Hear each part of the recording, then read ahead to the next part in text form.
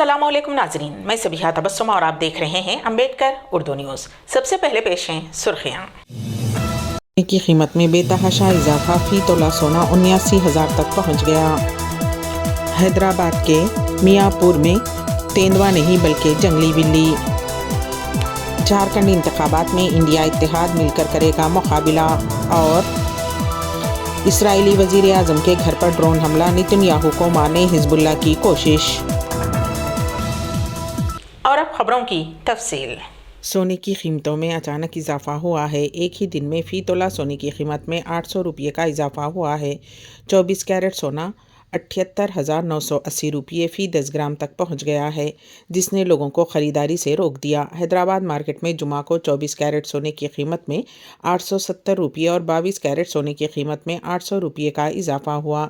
इस इजाफे के बाद 24 कैरेट सोने 10 ग्राम की कीमत 78,980 रुपये, जबकि 22 कैरेट सोने 10 ग्राम की कीमत 72,400 रुपये तक पहुँच गई है।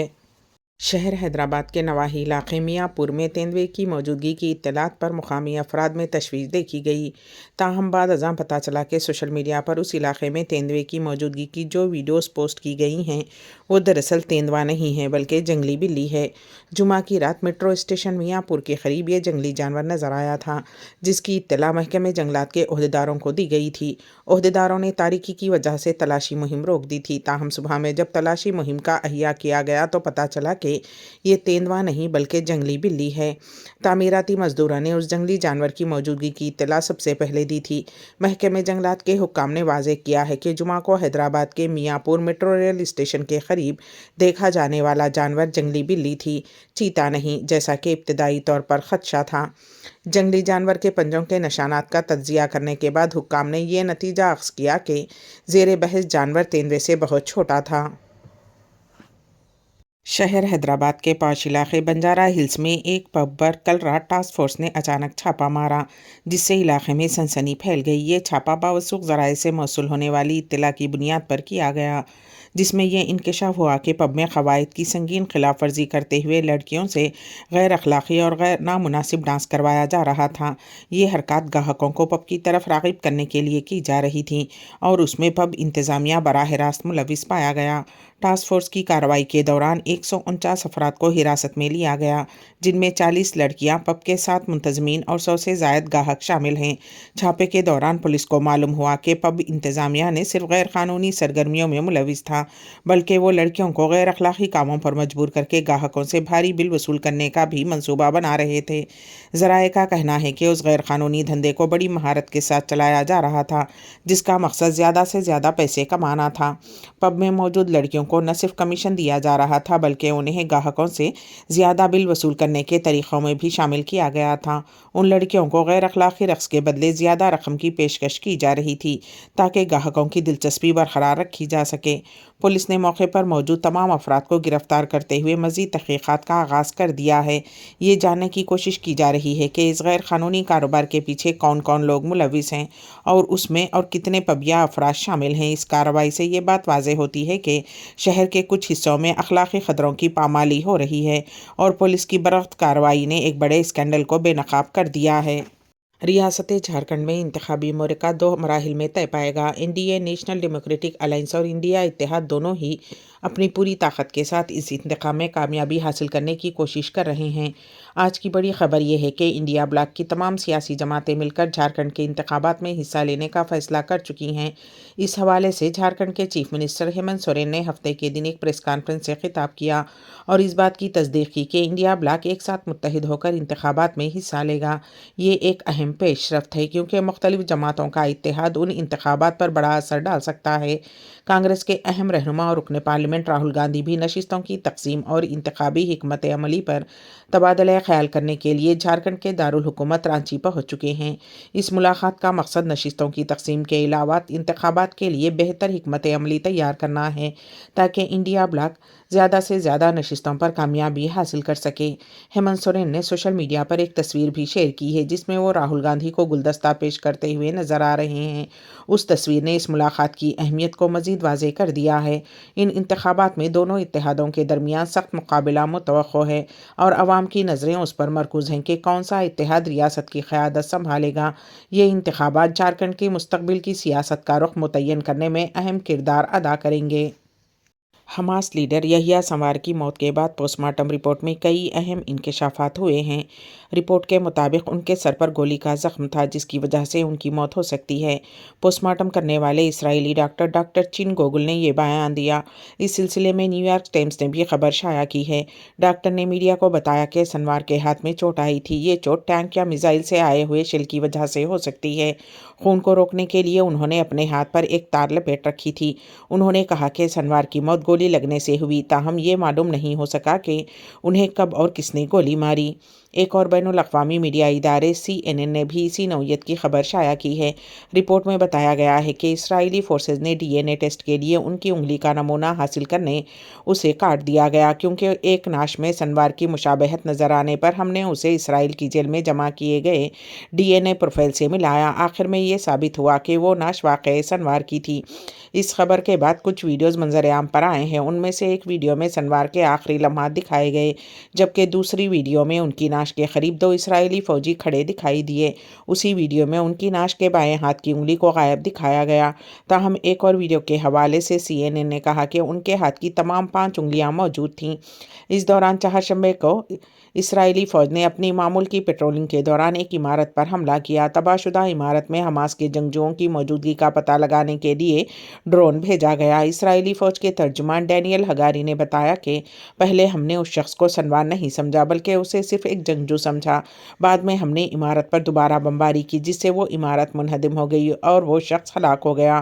نعش کو قبضے میں لینے کے بعد معلوم ہوا کہ وہ سنوار ہی تھا۔ زائرین کی خدمات میں اضافہ، حرمین میں زائرین کی سہولت کے لیے نیا لاکرز منصوبہ پیش ہے۔ اس سلسلے میں ہمارے نمائندے KN واصف کی خصوصی رپورٹ۔ مملکت کے مختلف شہروں سے ایک آدھ دن کے لیے عمرہ و زیارت کے لیے آنے والے زائرین کے لیے اپنے چھوٹے سے بیگ وغیرہ کو حفاظت سے رکھنے کے لیے لاکرز بہت ضروری ہیں۔ یہ سہولت محدود حد تک دستیاب ہے۔ لاکرز کی بڑھتی مانگ کے پیش نظر حرمین انتظامیہ نے نیا منصوبہ تیار کیا ہے۔ حرمین شریفین کی انتظامیہ کی جانب سے زائرین کے سامان کی حفاظت کے لیے لاکرز پروگرام کے نئے منصوبے کو عملی شکل دینے کے لیے درخواستیں طلب کی گئی ہیں۔